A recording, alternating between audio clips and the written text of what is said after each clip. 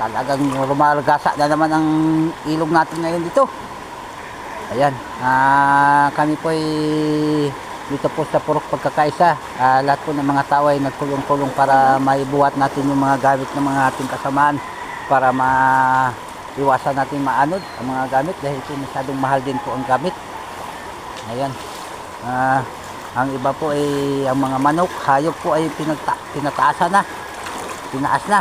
Pero ang bahay po hindi na natin kayang buhatin dahil masyadong mabigat na po. Yung mga gamit na lang po ang pinangkuha.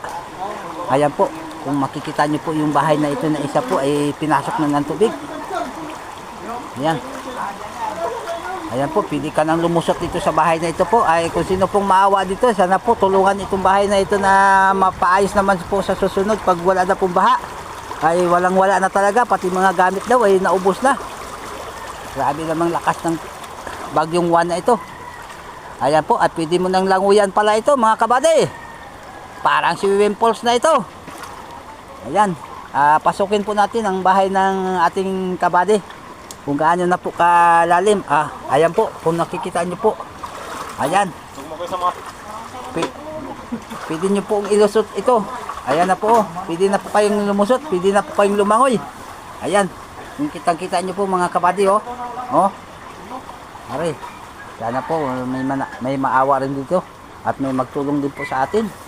Mga kababayan ko dyan na taga Port Barton. At kung sino po makapanood nito ng aking vlog, pakishare na lang po.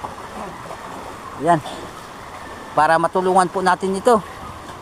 Ayan po, ang aking maitutulong lang po ay magbuhat lang ng mga gamit. At wala po tang may tutulong, ay kawawa po, ubos na po ang mga bigas nila, nakandabasa na po ang mga bigas, nangkaandaanod na po ang bigas. Ayan, wala na po silang masaing, sasaing na lang po sila ng lugaw. Ayan, lugaw na lang po ang ating sasaingin nito. Mayroon pa rin po ako doon na isang salop na bigas, ayun na lang po ang pagtulungan namin kainin. Ayan po. Tiis na lang po tayo sa ulam natin bagoong mga kabady dahil wala po tayong ulam.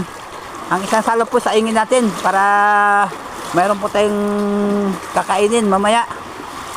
Okay, hanggang dito na lang mga kabady.